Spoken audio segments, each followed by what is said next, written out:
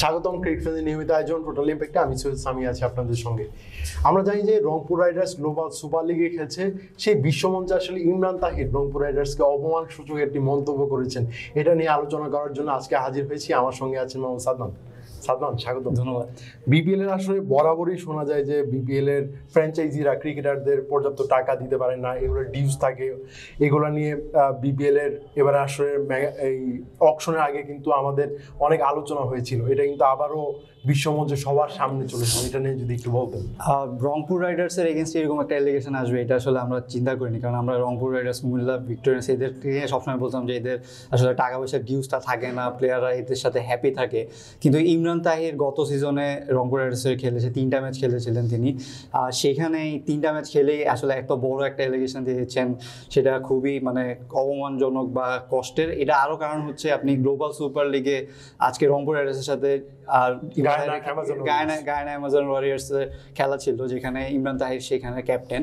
তিনি টসের পরেই কিন্তু আসলে এই কথাটা বলছেন, তিনি খুব পার্সোনালি নিয়েছেন বিষয়টা। তিনি বলেছেন যে ম্যাচটা আমি জিততে চাই, হ্যাঁ, এবং পার্সোনাল কিছু ইস্যু আছে রংপুর রাইডার্সের সাথে, আমার কন্ট্রাক্টে টাকা দেয়নি। এরকম একটা স্টেজে যেখানে অস্ট্রেলিয়া, ইংল্যান্ডের টিম রয়েছে, পাকিস্তান টিম রয়েছে, তাদের সামনে বা তারা প্লেয়াররা যারা দেখছে তাদের সামনে এরকম লাইভ ব্রডকাস্ট হচ্ছে সারা বিশ্বের মানুষ। এটা খুবই আসলে জিনিসটা একটা আনইজি ব্যাপার রংপুর রাইডার্সের জন্য, কারণ এমনি এটা নিয়ে বা বিপিএল এ টাকা পরিশোধ নিয়ে একটা সমস্যা সবসময় রয়েছে, ইভেন এই আসরের আগেও রয়েছিল। কিন্তু রংপুর রাইডার্সের এরকম তেমন একটা শোনা যেত না। রংপুর রাইডার্সকে সবসময় বলা হতো তাদের ডিউ তারা ক্লিয়ার করে দেয়, কিন্তু ইমরান তাহির আসলে এরকম একটা এলিগেশন দিয়েছেন, সেটা খুবই দুঃখজনক। এটা একটি মিস কমিউনিকেশন হতে পারে যে ফ্র্যাঞ্চাইজির সঙ্গে আসলে ইমরান তাহির ওইভাবে কথা বলেননি, বা আমরা জানি যে আইএল টি20-তে চলে গিয়েছিলেন, এই কারণে রংপুর রাইডার্স হয়তো ভেবে নিয়েছে যে তাকে আর এই ডিউটা পরিশোধ করতে হবে না, এরকম কিছু না। আসলে রংপুর রাইডার্সের সাথে 3 ম্যাচেরই ডিল হয়েছিল, সেখানে কিন্তু তিনি একটা ম্যাচ খুবই ভালো করেছিলেন। আমার যেটুকু মনে আছে যে 5 উইকেট পেয়েছিলেন, 26 রানে তিনি। এরকম একটা পারফরমেন্সের পরে তার সাথে মিসকমিউনিকেশন হওয়াটা আমার মনে হয় না কাম্য বিষয়। কিন্তু আপনি রংপুর রাইডার্সের পক্ষ থেকে কিন্তু কথা বলা হয়েছে, মিডিয়াতে তিনি কথা বলে, রংপুর রাইডার্সের পক্ষ থেকে কথা বলছে, তারা বলেছেন যে মৌখিকভাবে আসলে এটার একটা কথা ছিল যে তিনি মিডিয়াতে এসেছে যে 2 ম্যাচ খেলা 3 ম্যাচ খেলার কথা ছিল, 2 ম্যাচ পরে তাকে আসলে ড্রপ করার কথা ছিল, সেই ড্রপটা তিনি ভালোভাবে নেননি। তাকে তখন বলা হয়েছে না, আপনি তো 3rd ম্যাচ খেলবেন, সমস্যা নেই, কিন্তু তখন তিনি বলেছেন যে না, আমার টাকা তাহলে একটু বাড়িয়ে দিতে হবে, বা একটা মৌখিক একটা আলোচনা হয়েছিল, কিন্তু কন্ট্রাক্টের টাকা তিনি পুরোটাই পেয়েছেন। এখন সেই মৌখিক আলোচনাটা আসলে কি হয়েছিল সেটা আসলে এই 2 পক্ষই ভালো বলতে পারবে। কিন্তু ইমরান তাহির এত ফ্র্যাঞ্চাইজি লিগ খেলে বেড়ান, তিনি সারা বিশ্বে ফ্র্যাঞ্চাইজি লিগ খেলে বেড়ান, তিনি যেহেতু এরকম একটা এলিগেশন দিয়েছেন, হয়তো কথা হয়েছিল, সেই টাকাটা হয়তো পরিশোধ করেনি রংপুর, কিন্তু সেটা হয়তো এক্সট্রা কোনো টাকা, কন্ট্রাক্টে যেই টাকা ছিল সেটা ছিল না, কিন্তু তিনি বলছেন যে তার কন্ট্রাক্টের টাকা পাননি 3 ম্যাচ খেলার। এখন রংপুরের, আমরা যতটুকু জানি রংপুর রাইডার্স ফ্র্যাঞ্চাইজি এরকম করার কথা না, হয়তো একটা মিসকমিউনিকেশন হয়েছে যেটার কারণেই হয়েছে, কিন্তু বিষয়টা খুবই একটা খারাপ দিক হয়েছে।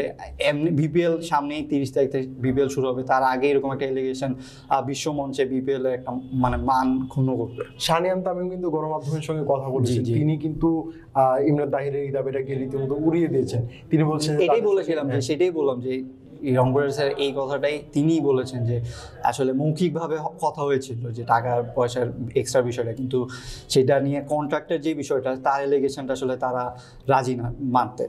গ্লোবাল সুপার লিগের যদি কথা বলি, রংপুর রাইডার্স প্রথম 2টা ম্যাচই তারা কিন্তু খুবই বাজেভাবে হেরেছে।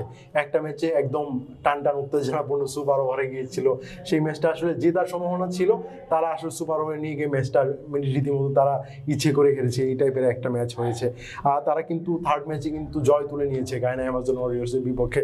এর ফলে কিন্তু তাদের ফাইনালে খেলার অনেকটাই সম্ভাবনা একটা তৈরি হয়েছে। এখন ইমরান তাহির টস শেষেই কিন্তু এরকম একটা এলিগেশন দিয়েছে রংপুর রাইডার্স এগেইনস্টে, সেখানে রংপুর রাইডার্সের সাথে কিন্তু একটা মেন্টাল গেমও খেলা হয়ে গিয়েছে। চেষ্টা করেছিলেন যে ইমরান তাহির একটা মেন্টাল গেম খেলতে, একটা চাপে ফেলতে, কিন্তু সেটা কিন্তু তিনি পারেনি, তিনি কিন্তু আলটিমেটলি হেরে গিয়েছেন। রাব্বির কথা যদি বলি, তিনি 4টা উইকেট পেয়েছেন খুবই কম রান দিয়ে। 13 রানে বেশি রান, একদম লোয়ার স্কেলিং থ্রিলার ছিল। আপনি গায়ানাতে এটাই লোয়েস্ট এভার স্কোর ছিল, যেটাতে তারা যেটা ডিফেন্ড করতে পেরেছে 117 রাব্বিকে কিন্তু প্রশংসায় ভাসাতেই হয়। তিনি আগের বিপিএলটা কিন্তু খেলেছিলেন ফরচুন বরিশালের হয়ে, তিনি সেখানেও কিন্তু ধারাবাহিকভাবে পারফর্ম করেছেন। গ্লোবাল সুপার লিগে কিন্তু তিনি আসলে নিজের ঘরোয়া ক্রিকেটে নিয়মিত পারফর্মার কামরুল হোসেন রাব্বি, তিনি কিন্তু আবারও প্রমাণ করেছেন তিনি আসলে পারফর্ম করার জন্য অনেকটা তৈরি। আজকে ভোরে যখন খেলা চলছে তখন কিন্তু আপনার সাথে আমি কথা বলছিলাম যে আমার মনে হচ্ছে রংপুর রাইডার্স এই ম্যাচটার পরেই হয়তো ছিটকে যাবে, কিন্তু কারণ আপনি দেখবেন যে প্রায় 27 রান বা 26 রানে 5 উইকেট পড়ে গিয়েছিল, সেখান থেকে খুদিল শাহ এবং সোহান তারা একটা ভালো জুটি করেছে। খুদিল শাহ 58 রানের কিন্তু আসলে কার্যকর ছিল, কারণ যেহেতু উইকেট পড়ে গিয়েছিল সেখানে পড়েছিল, আরেকজন এক্সেলারেট করেছে সেখানে। এই রানটা আসলে ডিফেন্ড করেছে। গায়নাকে কিন্তু হোস্ট হিসেবে আমরা স্ট্রং ফাইনাল কন্টেন্ডার হিসেবে ধরেই রেখেছি। সেখানে প্রচুর সুপারস্টার আছেন। হ্যাঁ, সেটাই সেইখানে তাদেরকে হারিয়ে দেওয়াটা খুবই একটা পজিটিভ বিষয়। আবার এরকম একটা এলিগেশনের পরে, এরকম একটা কথার পরে যখন আপনি ম্যাচে জিতেন তখন কিন্তু এটা আরো বুস্ট আপ করবে রংপুর রাইডার্সকে। আরও কিছু ম্যাচ আছে, ইকুয়েশন রয়েছে, সেই রংপুর স্যার একটা ম্যাচ রয়ে গেছে রাহুল খানের সাথে, তার সাথে তো জিততে হবে। এছাড়া যেসব ম্যাচ রয়েছে সেগুলোতে আসলে ইকুয়েশনের ব্যাপার রয়েছে, সেগুলো হলে আসলে ফাইনালে হয়তো আমরা আবার গায়নের সাথে দেখবো। আর তাহিরের বিষয়টা যদি সলভ না হয় তখন দেখা যাবে এই হিটটা আরো বেড়ে যাবে। আমাদের দর্শকদের একটা অভিযোগ, আমরা আসলে বিপিএল এর সাইনিংস গুলো নিয়ে এই কিছুদিন ধরে আসলে কথাবার্তা বলছি, সাইনিং আসলে হচ্ছে না, যে জন্য দিতে পারছি না। সাইনিং হয়েছে, এটা নিয়ে আসলে আমরা আজকে কথা বলছি। সিলেট স্ট্রাইকার্স কিন্তু একজন লেগ স্পিনারকে দলে ফিরিয়েছে, এটা নিয়ে যদি একটু মেহেদী হাসান সোহাগ, তিনি হচ্ছেন লেগ স্পিনার, তিনি এইচপি দলের সাথে যুক্ত। তার আগে বলে নিই, তিনি কিন্তু নেট বোলার ছিলেন। তিনি গত বছর এশিয়া কাপের আগে বাংলাদেশ তাকে নেট বোলার হিসেবে নিয়ে এসেছিল। তিনি হাতুরু সিং কিন্তু তাকে খুব প্রশংসা করেছিল। আমাদের এক্স কোচ চান্দিকা হাতুরু সিংকে তিনি বলেছিলেন যে তিনি তাকে লেগ স্পিন দেখে বলেছিল খুবই ভালো ছিল। তিনি কিন্তু শেখ জামালেও খেলেছেন, শেখ জামালে খেললে তিনি সাকিবের সাথে খেলেছেন, সাকিবের সাথে তার খেলা রয়েছে।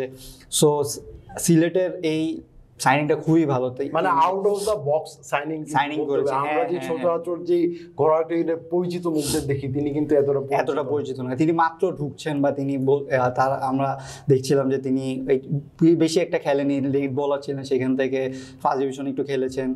এছাড়া এইচপি দলে এখন রয়েছেন।